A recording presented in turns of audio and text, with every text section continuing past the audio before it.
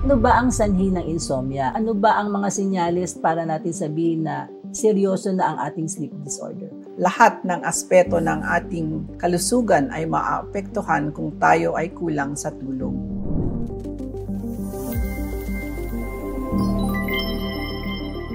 Magandang araw mga Car-Barangay Belkans. Nakatutok kayong muli sa isang kapanapanabik na episode ng Real Talk with Doc. Ako po si Dr. Lulu Sera Garcia.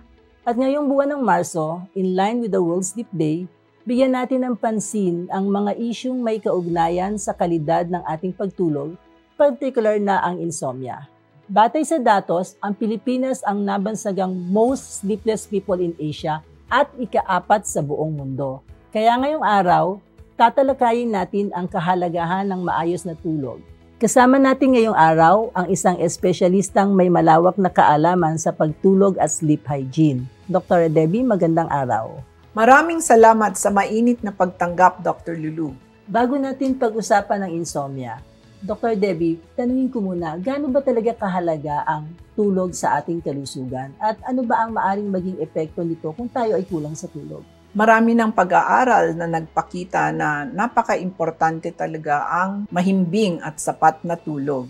So kung kulang ang tulog natin, maapektuhan ang ating pag-iisip, pati yung ating cardiovascular health, lahat ng aspeto ng ating kalusugan ay maapektuhan kung tayo ay kulang sa tulog. Dr. Debbie, ano ba ang sanhi ng insomnia at ano ba ang mga grupo ng tao na mas at risk na magkaroon ng insomnia? Unfortunately, ang insomnia ay talagang mas common sa mga babae. Ito ay pwedeng mamanak. Tapos may irregular na sleeping hours.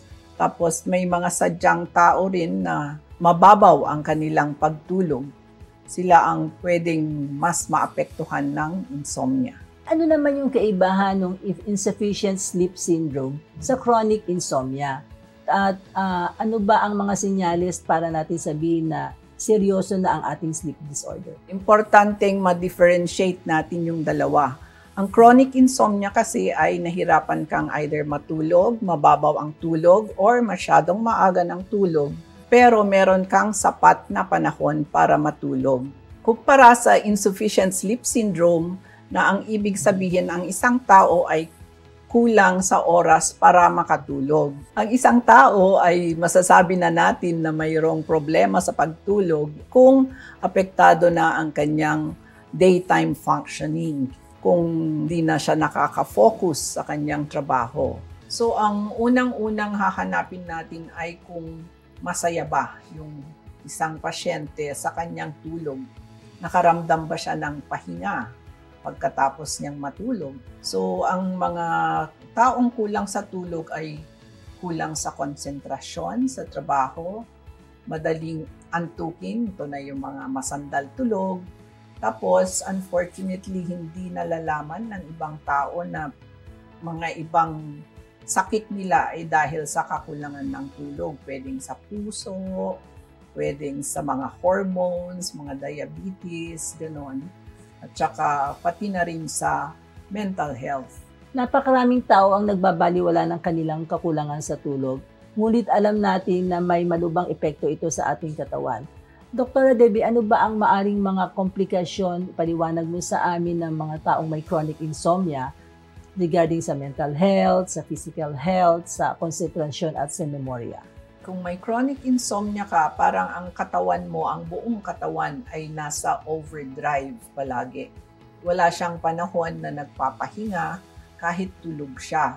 Pareho ang utak at saka yung katawan natin. Kung panahon dapat na nagpapahinga yung puso at bumababa yung blood pressure, hindi nangyayari ito kung hyper-aroused ka palagi. So pwedeng magresulta sa alta presyon or high blood pressure. Prone na talaga sila sa mga diabetes, stroke, heart attack, sometimes even mga mental health disorders, at saka irregularities in heartbeat katulad ng atrial fibrillation na tinatawag. Para sa ating mga manunood na nakakaranas ng hirap sa pagtulog, ano ba ang mga maaari mong ibigay na practical na advice or tips para sa kanila? Hindi totoo na dapat gabi-gabi ay nakakakuha tayo ng 8 hours. Ang recommended na sleep time is 7 to 9 hours in adults. And you can get this kung gagawin mong regular ang iyong schedule ng pagtulog. Pero ang mas importante, lalo na sa mga may insomnia, ay yung oras ng paggising sa umaga. Kasi once na inisip mo na, ay, kailangan ko na matulog ngayon or else hindi na naman ako maka-function bukas, lalo kang magkakaroon naman ng tinatawag na sleep anxiety, no? Talagang kung nakatanim sa iyong utak na kailangan gabi-gabi, ganito yung number of hours kung matulog, ay lalo kang hindi makakatulog pag ganon. Tapos, importante rin yung mga kinakain at iniinom natin sa daytime, no? Katulad ng kape. Sa mga taong nahirapan matulog, ayaw natin silang nagkakape after lunch kasi yung coffee, caffeine stays in the body ng at least 8 hours, no? Pati yung paninigarilyo naman at saka alak ay stimulant. So, ayaw natin yan sa gabi. So, other caffeine-containing foods can be teas, no? Pati soft drinks, very important, at saka chocolate. Dapat importante rin na gumawa ng relaxing bedtime routine. Pwede ka magbasa ng libro, makinig ng music. Importanteng dapat alam natin na ang kama ay para lang sa tulog at pagsiping. Hindi ka doon hihiga para mag-isip ng mga problema or kumain. O diba, nung nauso sa atin, pati yung pagtrabaho sa computer, ginagawa natin sa kama. Bawal lahat yon. So, yung mga paggamit natin ng gadgets, dapat wala na yon at least 1 hour ka before gusto mong matulog. Malilito yung utak kung dapat kakalma na ba siya or makikinig pa, ma-excite siya.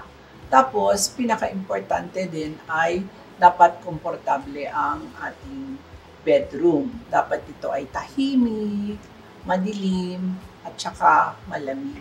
Dr. Debbie, ano ang gusto mong take-home message para sa ating mga manonood para sa episode na to? So, ang theme ng World Sleep Day 2024 ay Make Sleep Health a Priority. Pinaghahandaan natin ang tulog natin araw-araw. Dapat meron tayong alarm clock na nagsasabi na oras na para mag-prepare ka para matulog. Kasi kung sapat at mahimbing ang inyong tulog, hindi ka dapat nangangailangan ng alarm clock paggising sa umaga. Maraming salamat Dr. Debbie sa pagbahagi ng iyong kaalaman.